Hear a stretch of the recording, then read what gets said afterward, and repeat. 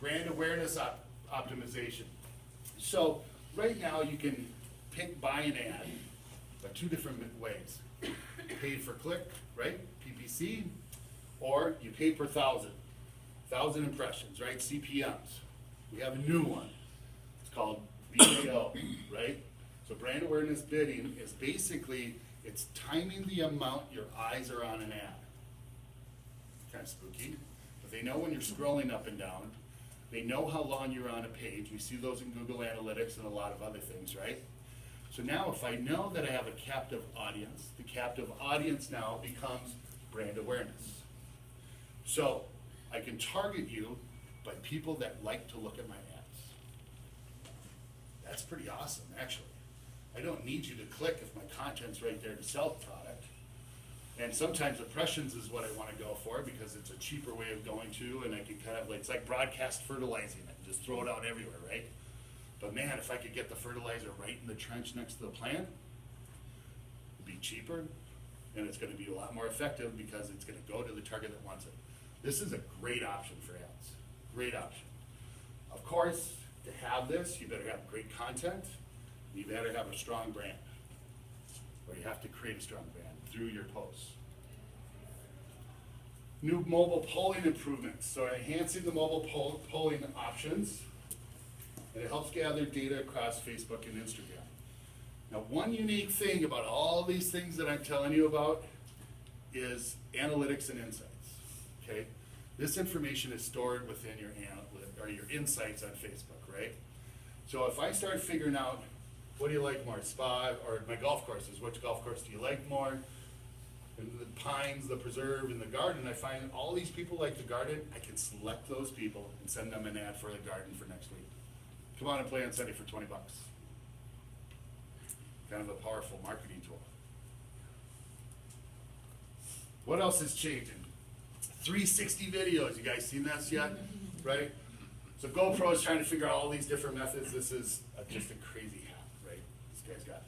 Now, Mark showed me a couple weeks ago their 360, your camera portion, where you take photos and you can kind of walk through, very similar to Google Place, where you walk down through the streets. Well, imagine if it's a video, right? Creators can use special cameras to capture all the angles, allows the users to choose their viewpoints by dragging their fingers on the screen.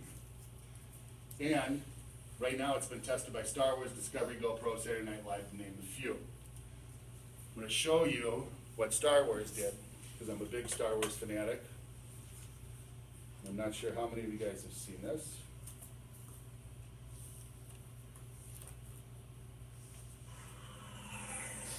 Pretty cool, nice little video, right? Set. I can move all the way around the video and see what I want to see. Not necessarily what the director wants me to see. Wait a minute, who's that guy? Getting sand people anyway? Tell you what. Pretty amazing though when you start taking a look at what that means right now from a perspective of, see, I want to explain our food and wine festival. We've got a grand tasting. I've got 100 vendors of wine walking through there and all the people and the foods. I could do it in photos, but it wouldn't be the same. But if I wore that camera and I was to walk through everything, then you could have your own experience based on what you want to see. And you can walk up to this table while the camera's moving around to that table because you're seeing what you want to see. So it creates a very unique experience, but what you really have to think is, how can I use that for myself, in advertising? What can I sell with that, And when you think about it in time, it'll become a lot cheaper. Right now they've got some great methods to shoot the video. You saw the hat, it's one of the worst ones I've seen. But piecing them all together is a different story. And creating the interactions is a different story. Okay, so we got some time yet, but they've spent a lot of money on this so far this year, so they can start releasing it this fall and into 2016. So it's really going to be curious on how advertisers are going to use it. But you can tell in car commercials and other type of commercials how they can really transform a full commercial into the commercial you want to see. Because what will end up happening if you're in a car, you could sit in the seat and press the radio and might have a different audio than somebody else that's opening up the trunk and taking a look inside. So it's all about these little pieces and multiple videos going on. Pretty cool where we're going. But let's not forget also, a couple years ago, they bought, I'm trying to remember the VR screen they bought. What is it called? The Falcon? Anybody remember? What's that? Oculus. Yeah, Oculus. So take the Oculus, which is basically virtual reality glasses, into gaming. Then take a 360 camera in gaming, put them together, and now you're walking around. It's going to be, you'll see guys walking down the street, you know, they're actually playing Halo or something. So, you know, but look where the technology's bringing us. It's spooky cool. I mean, it's really great. So everybody's heard about this one, right? The dislike button. It's probably one of the largest conversation pieces that we've had with people. What does this mean for marketing? Because on Facebook end, it means something completely different. This is not going up to your page and saying, I hate this page. It's going to your post that I have a different empathy for this page or this post, right? So what's Facebook says? So it's been met with excitement from users who have clamored over this feature for years, but for businesses, this has the potential to reshape the interaction within the brand. And those that aren't prepared for it are already behind the curve. And this is the important piece about the dislike button we'll talk in a second. The intent is to give the user ability to express empathy because not every moment is a good moment, says Zuckerberg. This dislike button will have large implications for brands and undoubtedly will widen the gap between those who can quickly interpret and respond to customer emotion and those who can't. So it's saying when somebody says something negative, they may not say anything negative, but they may dislike your post. Well, if you have the fast reaction to come back and go, maybe I need to edit this post, or maybe I need to supplement more information that might guide this guest or this clicker into a better experience, fantastic. If you wait too long, it's going to work against you. That's what they're saying about speed. Because if you notice right now, if somebody sends you a message, you get a message response time. You've seen that? Anybody direct message you and it's like 45 minutes it took you? Right? Take 2 hours, ooh, that's not working for you. It's not working for you overall on Facebook. Facebook hates that. Because imagine in our industry, you walk up to the front desk at some hotel you're visiting, and you ring that door, that bell, and you're just sitting there.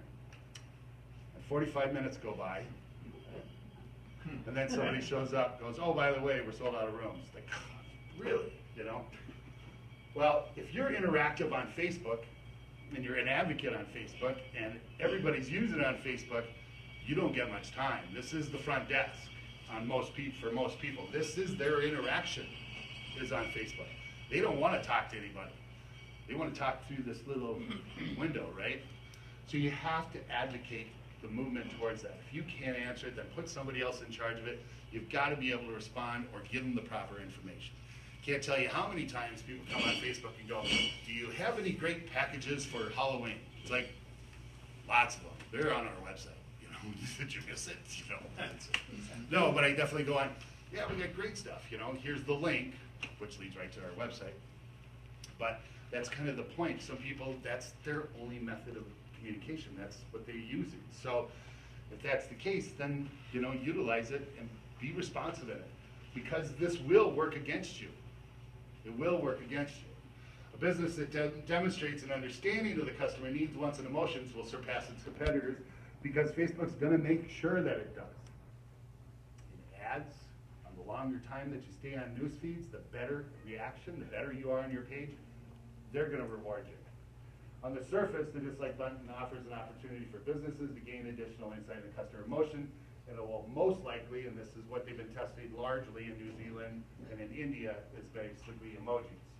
So you can see here, you either love or like, happy, and then these are your two sad ones. But that's not that bad. Somebody dislikes it a little bit. What I can't wait is when politics season really gets in full bore, and all my friends really showcase just what side of the fence they're on. Yeah.